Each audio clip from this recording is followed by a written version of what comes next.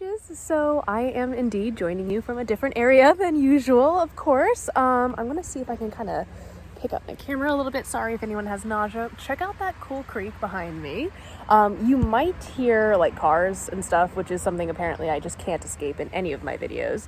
But that is because I am kind of sitting closer to the road. I am the only person here right now. And I got like weirdly, like I got creeped out. So I like moved back towards like my car so I can see the road.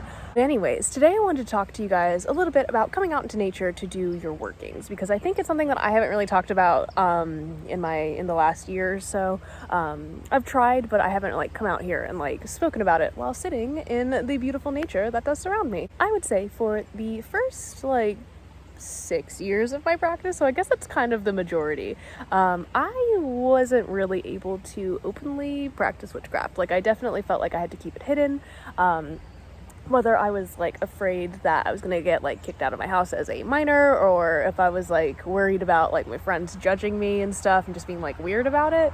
So for the majority of my practice, I actually kind of like came out into nature to do so. Also, as a side note, this is my favorite time of year. I know a lot of people think it's like October, and I do truly love Halloween. I really, really do. But like early spring, amazing. I know that there are probably some people who are like, it's 1,000,000 degrees outside, it's really hot, what are you talking about? The beginning of spring. It's like 50 degrees right now. I'm a little chilly actually, and we're just starting to see like buds and stuff, so I'm like finally able to like go out and connect a little bit. But if you are or have ever been in kind of the same predicament as me where you can really only practice out in nature, I want you guys to know like it is perfectly okay to do so.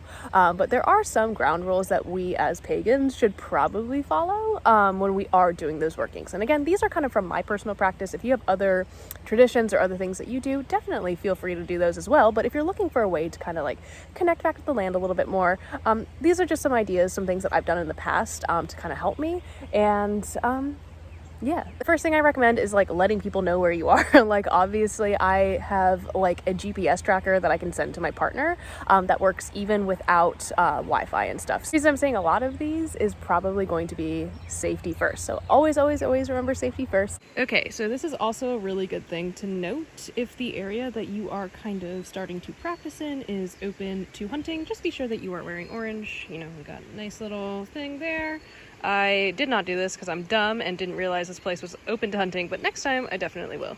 If you are interested in foraging for anything, definitely bringing like a field guide of native plants, or maybe doing your research a little bit prior as to what native plants are currently blooming, so that way you can kind of keep an eye out and capitalize on that. I am going to be doing so myself, and I'll show you guys those in just a second.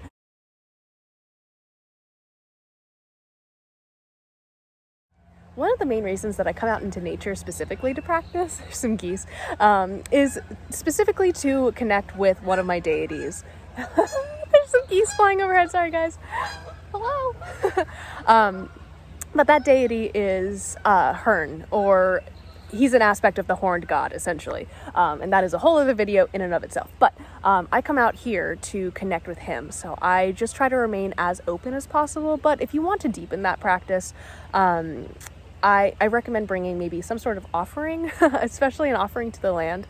I tend to bring water with me, like moon water, because I find that that is like the least, like it'll leave the least ecological impact, basically. I want to bring any seeds that might be invasive. I don't want to like maybe bring a food offering that might hurt another animal, or maybe someone's dog might get to it, you know what I mean? So I just try to keep that in mind when I am bringing offerings. Little things like stones and like acorns and little flowers that you've found, like I feel like is less, you know, like that's probably fine too, but I tend to stick to water as like my go-to main offering, not only to Hern when I'm out here practicing with him, but also as like a thanks to the land for allowing me to like experience what I'm about to experience whenever I go out into nature, because there is always something. So my biggest piece of advice beyond safety first when it comes to going out into the woods to practice: 1, don't be self-conscious. There is no such thing as judgment in nature. 2, nature in and of itself is a sacred space, so there is no need to consecrate it any further. It is already a very holy place in my mind and in my practice. So, you know, if you are getting messages when you are out, it doesn't have to be the woods. It can be by the ocean or in the desert, whatever it is, wherever you live. if you are feeling a little bit more open to things, you might get some messages through from your spiritual guides. You might have an odd experience. I would just recommend, keeping your protections with you, but remaining open to experiencing anything that should happen. So hopefully that didn't scare anybody. I don't want people to be afraid of healthily afraid of the woods, I would say. I'm healthily afraid of the woods. But hopefully the world is waking up for you guys too. Hopefully it's not super cold where you live or super hot where you live, where this is unbearable, and that you can go out into nature. So yeah, I am going to go. I'm going to sit, meditate for a little bit, and I'll see you guys on Friday. Bye.